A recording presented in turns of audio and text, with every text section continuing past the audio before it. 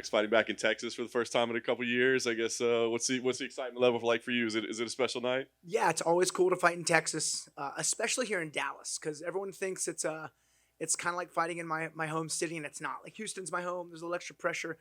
I pretty much only come up to Dallas to train at Fortis. So every time I'm driving up here, I'm like prepping for like the hardest session and fight camp until the next session in Dallas. So it's always a really like significant martial arts quest. And it's actually a really cool kind of cap to this fight camp to come back to Dallas to fight. So it's like not the pressure of the hometown, but like I have a very cool relationship and energy with the city in terms of it like always being the martial arts journey, and it's cool. Plus, my I'm the featured prelim, which is awesome. It's right before the main card, which I'm honored. But the fight's gonna be right around 8:30 sharp, and our hard sessions at Fortis are between 8 and 9. So like I'll be used to the hour and the time and everything. I'm really looking forward to Saturday. That's pretty interesting because like Fortis is just around the corner, right? So I mean, like you see some of the visuals and stuff. Does it really start to like click in your mind, like okay, it's fight time or whatever? Like, is it really have an effect on you? I mean, yeah, so there's that aspect of comfortability. Like, we drove up this morning from Houston, which was nice. So we have a car. I have Fortis to train at. So like the weight cut's gonna be awesome. I'm somewhat familiar with the city, so we can go kind of explore around and have some fun. But it's nice. It's like all the perks of fighting in your hometown, but none of the pressure. So again, man, I can't wait to go fight on Saturday. That said, not the hometown, but how many people are making the drive up from the academy? Have you been able to nail down how many tickets you sold? Yeah, quite a few. I couldn't tell you, but there's a lot, man. That'll be fun. It's always nice. I got my family going as well. All the teammates, all the guys in the UFC they can usually get like in the fighters area too. So it'll be a fun one, man. That's awesome. Matt is an opponent. I mean, he's had some decisions. He's had some incredibly quick wins as well. I guess, what do you think about him overall as an opponent? Yeah, he's well rounded. He's physical. He got some power in his hands, and I've been in the fight game a long time, and you can kind of identify like character types. And he's like pretty respectful and quiet, and just like where he's from, the way he fights, I know that man works hard.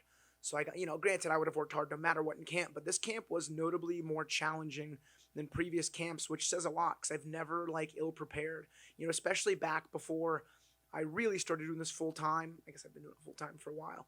But if I was ever like not the more athletic or more physical guy, I was always more technical because I would never ever under prepare in fight camps, and this was the toughest one I can remember probably since being in the UFC.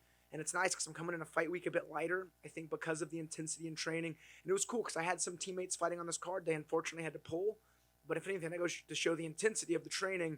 And then Jeff Neal's fighting next week against Vicente, so I got a lot of rounds in with him, and that's never easy. So it's been a good one, man. It's been tough. It's funny because I feel like at this point in your career, you've kind of embraced this, like, hey, I'm just enjoying myself. I'm happy to be here, but hey, 3-0 last year, you know what I mean? So I'm just curious, like, is that mindset helping you? And is there any point where that changes, where you're like, oh, I know I said I wasn't really going to be a champion, but, all of a sudden I've got like 6 wins in a row. Like, let's talk about some rankings. Yeah, hey, the win streak means I'm collecting all the win bonuses, which is awesome. And I'm 5 contracts deep now with the UFC. And I think I'm one of the few fighters who's actually cool with the fighter pay. Like, they're paying me good money, so much to where, like, when I don't win, and I haven't experienced that in a while, I don't plan on experiencing anytime soon, but it hurts my stomach not collecting that other half of the fight pay, so that's good incentive. But in MMA, winning is everything. It really is. And if you're not, training and preparing and fighting to do nothing but win, then you're going to be fighting at a disadvantage. So thankfully, Coach Safe understands the importance and necessity of winning. And I drive so much to train, and it needs to be all worthwhile. Come after the fight, make sure all the time spent away from the gym and away from the family was worth it.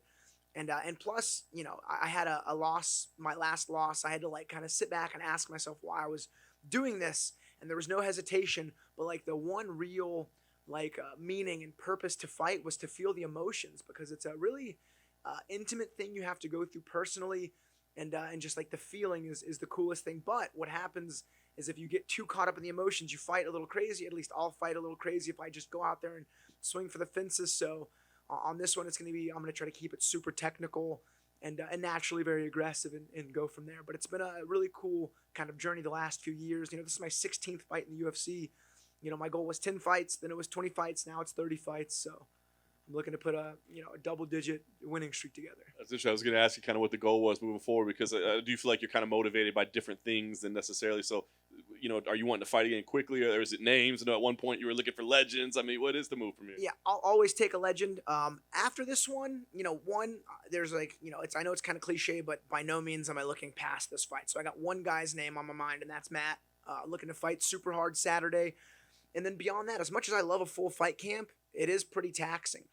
And I train all year round. And I don't do it to be the best in the world. I do it because it's fun, and I enjoy training with my friends and prepping my teammates for fights. So, man, I'm going to put my name back in that short notice hat and hopefully just pick something up within a couple weeks next time. But, that's hard to prepare for, predict. So naturally, I'll just try to keep a similar schedule, fight 2 to 3 times a year and keep on trucking along. Alex Oliveira, kind of going off of that, I think you have the same amount of UFC fights as Kamaru and Colby. You've been pretty active, obviously. So, like you said, camps are grueling. So, how have you been able to stay this active through all the hard injuries and the camps and everything like that? Yeah, so there's a lot of like personal factors that play into this, and durability I've always said has been one of the most important factors for MMA.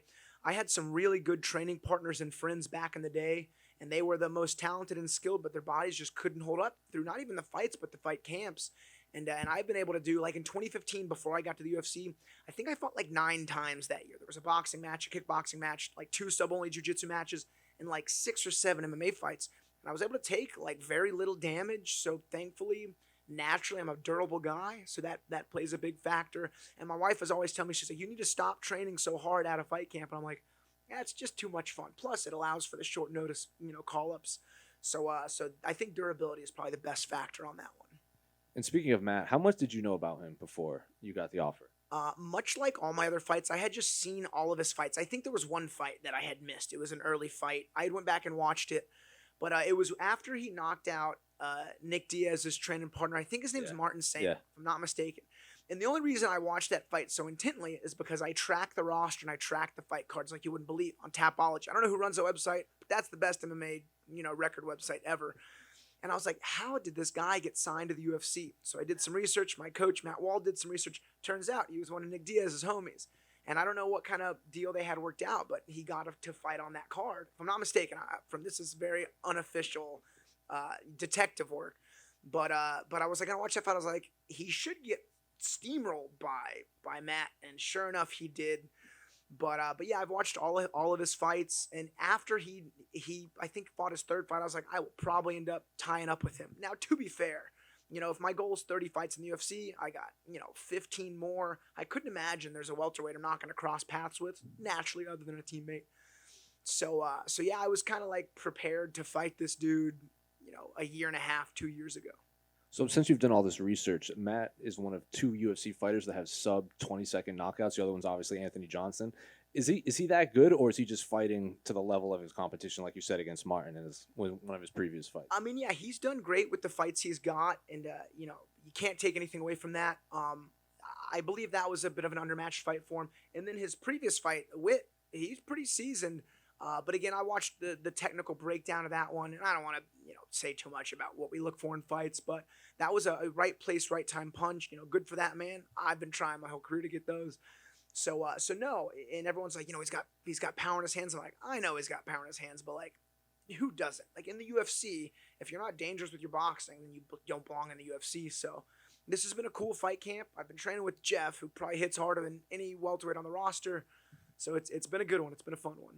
And I have to ask you about the title fight in your division next month. Who do you see taking that fight in the rematch between Kamaru Usman and Leon Edwards? Yeah, I've become a fan of Usman, especially since he started icing dudes with his boxing. And it seems like every good champ just gets really good at throwing hands, which is really cool.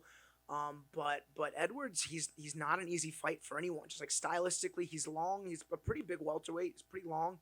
And he wrestles well, and he fights well in the clinch, and he's got good ranged striking. I predict Usman wins that one by decision, but I don't think that's going to be a breeze of a fight by any means. What do you make of Hamza taking on Nate Diaz in Nate's last fight? Yeah, again, I mean, I don't know. That's a good question. It's always fun to watch a Nate Diaz fight, and a lot of guys have asked me that. But you got to think, he's headlining a pay-per-view. I'm sure he's going to get pay-per-view points. So, I mean, if Nate's making a couple million, then awesome. Like, I'd fight anyone for half that. And going there to win, and Nate's always game. But I just, I know guys like Hamzat, the crazy paced wrestling and just super control. I think that's going to be hard to stop. I doubt he'll sit there and trade with Nate, but it'd be nice to see Nate go out against a more favorable opponent, but money talks. And so, I mean, he's getting paid, so good for him. Alex over here. As somebody that's fought Cowboy, what do you have to say about the legacy that he's gonna leave behind in mixed martial arts? Yeah, Cowboy's the man. Man, his fight against Lozon was such a perfect matchup. It was a bummer to see it fall out twice, and that's one of those things, you don't book it a third time, which made sense. And then he got matched up with Miller, who is actually kind of my golden standard. Like, everyone asks, who I'd like to kind of follow in the footsteps of, and honestly, Jim Miller's career is a great option for longevity. And man, he's doing great. He's on a couple fight win streak. I know he knocked out that young up and coming guy before he fought Cowboy. He finished Cowboy with the guillotine. That was cool. But no, I mean, Cowboy's the kind of guy. He's kind of set the path for everybody, and he'll be super successful doing anything he does beyond the fight game. But I was just really happy to fight him. Maybe my favorite memory in the UFC was I had walked out first when I fought him, so I was waiting in the octagon, and then that classic Kid Rock Cowboy song came on. Like, he was walking out in his hat, and I was sitting there. I was like, "Oh, this is cool," and I was like, "I need to get in the right mind frame because we're about to fight." And then sure enough, when he walked in the octagon, he was eyeballing me pretty good, and I was like, "All right, we're about to scrap it out." So that was fun, but I just wish him the best, and will always be a fan. And speaking about that energy, what energy are you going to bring to the American Airlines Center? What's going to be your walkout song? Yeah, it's Texas, and again, one thing that Coach and I have been working on is not getting like crazy reckless in the fights. And I was actually at Fortis one morning, and Guns N' Roses' "Sweet Child of Mine" came on, and I was sitting there, and like it kind of like calmed me down, and I was like, you know what? Everyone likes this song. I like this song, and it doesn't make me go crazy. If it was like really up to me, if I had no restrictions, I'd definitely walk out to some Amon Amarth, but that usually doesn't get the green light. So I went with some classic Guns N' Roses. So that'll be cool. Why don't they get the green light? I've had about 50-50 success on my death metal. So sometimes I'll walk out, like the fight will start and I'll hear it, and then sometimes I always give them a first choice and a second choice. But from what I hear, they don't like harsh vocals, and like I'm not gonna argue it. I get it. It seems silly to me. They had Hatebreed for the intro forever. We sing that song at the gym all the time. So they don't allow death metal when you're walking out to prepare for a fist fight? Correct. Not my rule. Cool. Hey, thanks, guys.